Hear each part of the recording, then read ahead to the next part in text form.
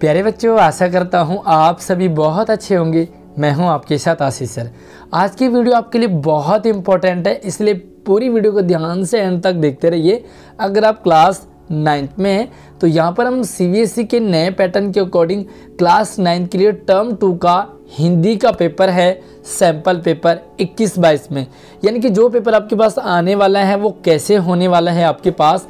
तो चलिए, यहाँ पर ये 40 मार्क्स का आपका पेपर होगा, 2 घंटे की इसकी टाइमिंग होगी।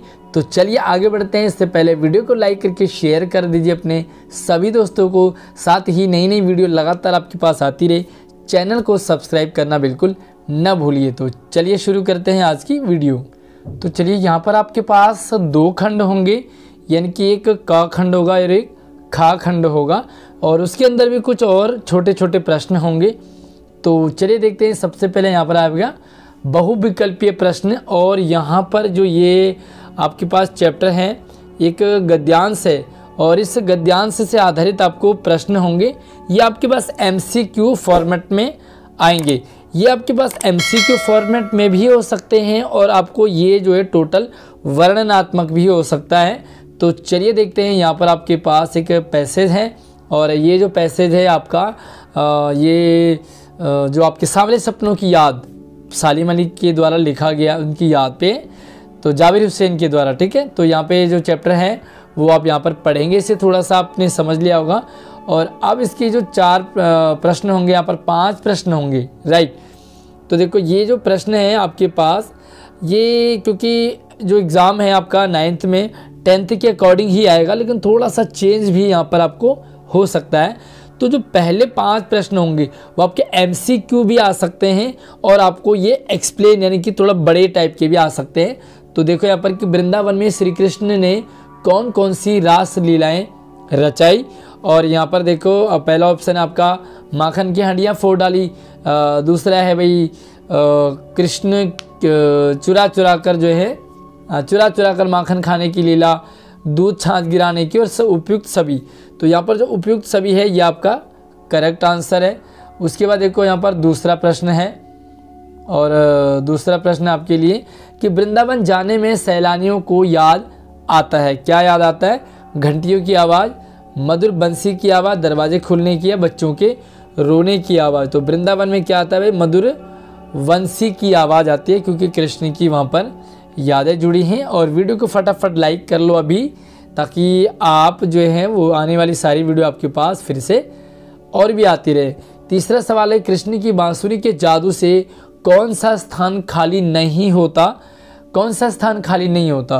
तो यहाँ पर देखो, मथुरा, द्वारिका, हस्तिनापुर और वृंदावन। तो जो इस पार्ट में वृंदावन की बात की गई है कृष्ण की यादों का।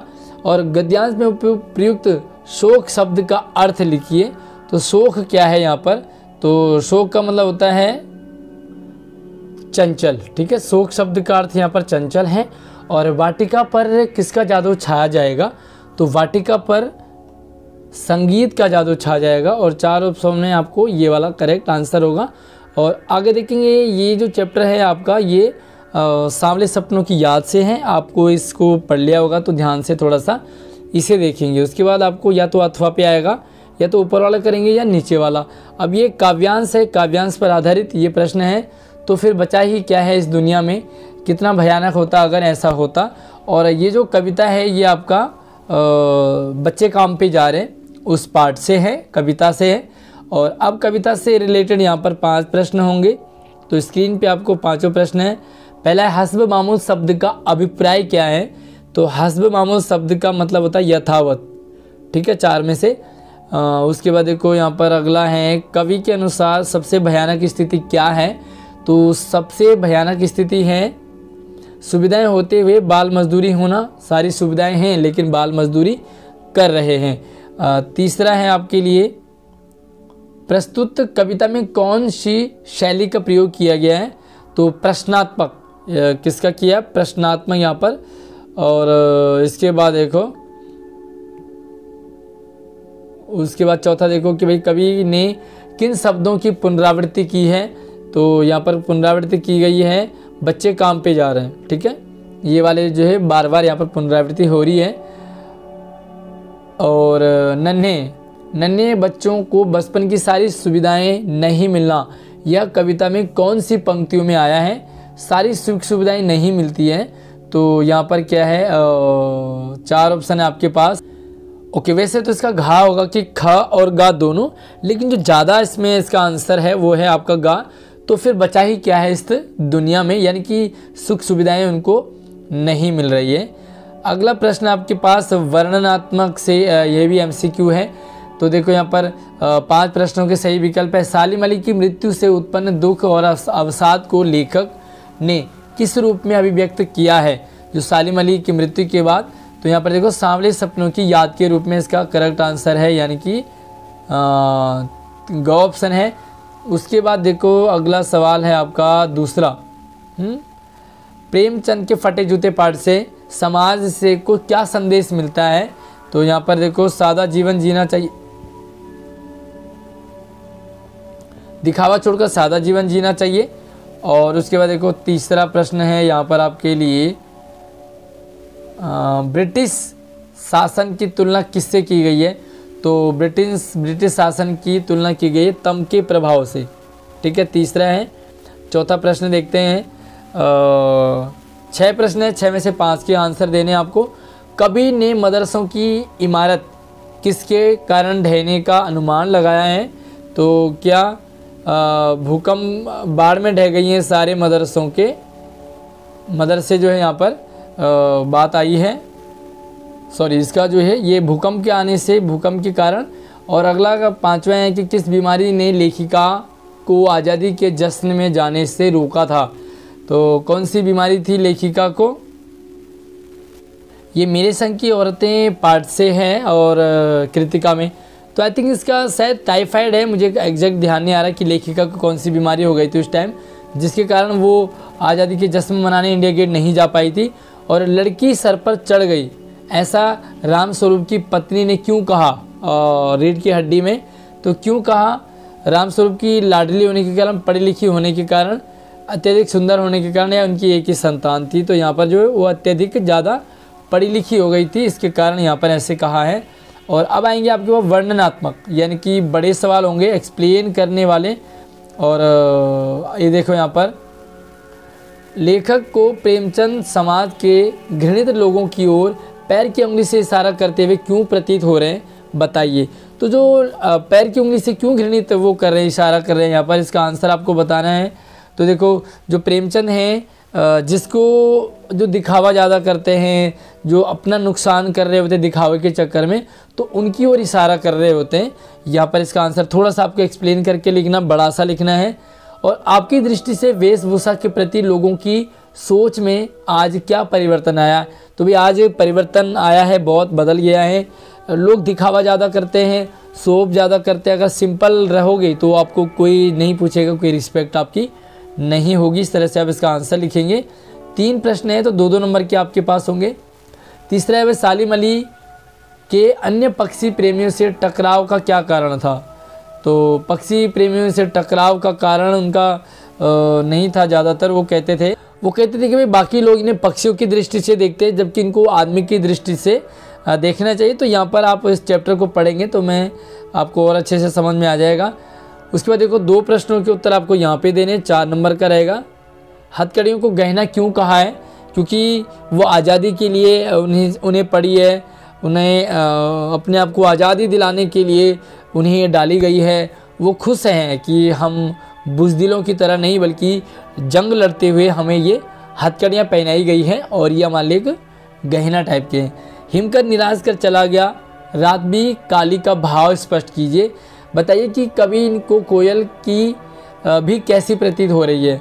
तो कोयल भी ऐसी प्रतीत हो रही है कि भाई ये भी जो मुझे जला रही है, खुद बाहर घूम रही है, मैं अंदर हूँ, मुझे उकसा रही है, भड़का रही है, वगैरह वगैरह। तो यहाँ पर आप इसका आंसर थोड़ा सा बड़ा लिख देंगे। और बच्चे काम पर जा रहे हैं, कविता में कवि ने अपनी किस पीड़ा को चिंता के रूप में, तो यहाँ पर बाल मजदूरी, छोटे छोटे बच्चे जो स्कूल ना जा करके बाल मजदूरी कर रहे हैं, तो यहाँ पर उसी को आपको थोड़ा सा और एक्सप्लेन करके लिखना है। और ये आंसर होगा आपका 1 नंबर का। डराने, धमकाने, उपदेश देने या दबाव डालने की जगह सहजता से किसी को भी राह पर लाया जा सकता है। तो मेरे संग की औरतें में जब दादी के सामने चोर टकरा गया और दादी ने कहा कि तुम मुझे पानी पिलाओ। पानी पिलाने के बाद उन्होंने कहा कि भाई पानी नहीं है तो चलो पानी लेके आ जाओ। फिर कहा तुम मेरे बेटे जैसे हो, अब तुम चोर नहीं रहे, तुम्हारी मर्जी है, तुम चोरी करो चाहे हमारे घर में खेती वगैरह का काम कर लो। तो दादी माँ जो है कुछ नहीं कर सकती थी, फिर भी चोर को, नामी चोर को उन्होंने बदल दिया। उपदेश दे के नहीं होता, आप जो है प्यार से किसी से भी कोई भी काम करवा सकते हैं। और एक पार्ट आपके पास माटी वाली है ना, सबसे लास्ट कृतिका में टिहरी शहर वासियों के लिए माटी वाली का क्या महत्व था, वे माटी वाली को किस तरह पहचानते थे।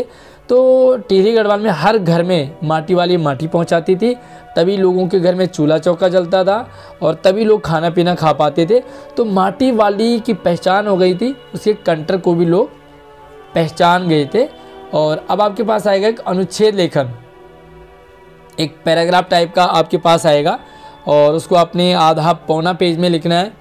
विज्ञापनों की न्यारी दुनिया, और इसके अंदर के छोटे छोटे टॉपिक है, पैसे से आप लिखते जाएंगे और इसे कंप्लीट करना है। आगे देखो इसका इंटरनेट, तो इंटरनेट क्या है, आपका अद्भुत आविष्कार है। इंटरनेट बहुत कमाल की चीज़ है। उपयोगिता, क्यों फ़ायदे हैं इसके, भाई इंटरनेट में आप क्लिक करते हैं सारे देश विदेश की जानकारी मिल जाती है। इसका दुरुपयोग भी है, आज लोग इंटरनेट का दुरुपयोग भी करते हैं। बहुत सारे लोग, साइबर क्राइम भी होते हैं, लोगों की आईडी वगैरह और बैंक अकाउंट के पैसे खाली हो जाते हैं। और कई लोग इसके अश्लील वीडियोज़ और फोटोज़ वगैरह भी देखते हैं, लोगों को डराने धमकाने का भी करते हैं। लोगों की गंदी गंदी वीडियो बना लेते हैं, फ़ोटो खींच लेते हैं और फिर ब्लैकमेलिंग वगैरह करते हैं। और उचित उपयोग आवश्यक है, भाई इसका सही उपयोग करेंगे तो पॉजिटिव वे में होता है और काफ़ी हमारे काम इजी हो जाते हैं। ये लिखोगे आप। और उसके बाद लिखो यहाँ पर, विद्यालय के पास नया बस स्टॉप बनवाने का अनुरोध करते हुए आपको एक पत्र लिखना है प्रबंधक को, परिवहन निगम को। तो पत्र का फॉर्मेट आपको बताया है कैसे लिखना है। उसके बाद देखो संवाद लेखन आएगा, तो देखो यहाँ पर कोई एक विषय, 2 संवाद है आपके पास, 2 में से एक को लिखना होगा आपको। संवाद लेखन प्रॉपर समझना है तो आपको वीडियो हमारे चैनल पे मिल जाएगी। साथ ही लघु कथा लेखन आपके पास, तो तीर्थ यात्रा या सही बंटवारा, इस पर आपको छोटी सी कहानी लिखनी है, आधा पौना पेज का। और संवाद लेखन के मुख्य जो बिंदु हैं वो भी आप आराम से लिख सकते हैं। तो आई होप आपको समझ आ गया होगा कि किस तरह से आपको पेपर करना है। फिर भी कोई डाउट हो तो आप मुझे कमेंट कर सकते हैं। और जल्दी ही सीबीएसई के पेपर आते ही आपको क्लियर कर दिया जाएगा, अपलोड कर दिया जाएगा। ये एक तरह से सैम्पल पेपर है, ये इसके अकॉर्डिंग आप अपनी तैयारी कर लीजिए। तो आई होप आपको अच्छा लगा होगा। बाकी और कोई डिमांड हो आपकी तो मुझे कमेंट कर सकते हैं। धन्यवाद।